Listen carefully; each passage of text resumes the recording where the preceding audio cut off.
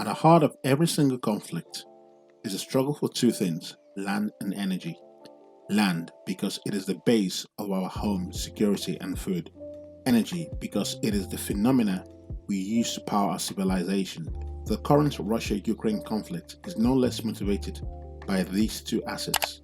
For all the excuses made by Putin about buffer zones against NATO, make no mistake that Putin's motivation is the control of land and energy. Irrespective of what Joe Biden, Boris Johnson, or Greta Thunberg think about green energy, hydrocarbons still power the world's transportation, power generation, agricultural, and industrial sectors. This reality is not going to be changing anytime soon. Russia currently sits comfortably as the world's second and third largest producer of gas and oil, respectively. This means that the instability of the Russia-Ukraine conflict plays well into the hands of oil-producing economies, such as Russia. Russia's sale of oil and natural gas exceeded initial forecasts for 2021 due to skyrocketing prices, accounting for 36% of the country's total budget. It is estimated that at current oil price, Russia could rake in some $200 billion this year alone. Such bonanza explains why the current conflict plays well to Putin's strength. Judo, a sport relished by Putin, emphasizes winning in combat by using your opponent's weight and strength as a weapon against him, whilst preserving your own mental and physical energy. Using wisdom gleaned from Judo, the West can effectively turn Russia's offensive and momentum against them by flooding the zone. It is established that one of Russia's greatest assets is its oil and gas reserves and its ability to pressure European states with its energy supply.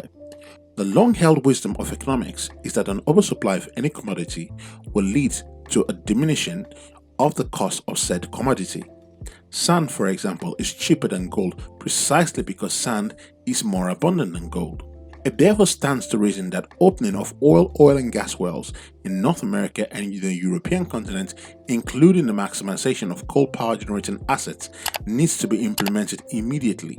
Not only this, but bypassing Russia as a supplier of oil and gas will mean that American and European shale gas need to be part of the grand strategy. Keeping oil and gas prices artificially low must be regarded through the lens of geopolitical leverage as a defense tool against Russia's aggression. Even at $62 a barrel, the Russians are expected to rake in about $115 billion in oil and gas revenue in 2022 alone. Therefore, the West needs to do the untold, take the loss and drive down costs of oil and gas lower than the $62 barrel mark.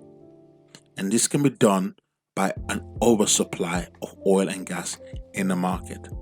The immediate effect of such a move will not be felt till at least half a year to about 2 years at most.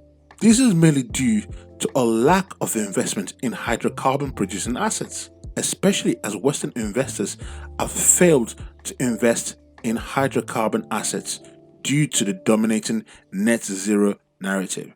A move to flood the zone will mean European nations are not held over a barrel with Russian oil and gas. It would mean that the energy consumers in Europe and North America are able to enjoy cheaper energy, and it would mean that the current inflation crisis is partially abated. Energy, after all, drives the cost of almost all goods and services.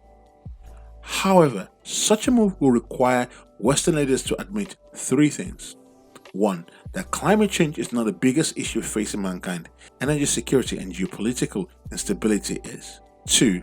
That oil and gas are among the best forms of energy we have at our disposal with current technology. 3.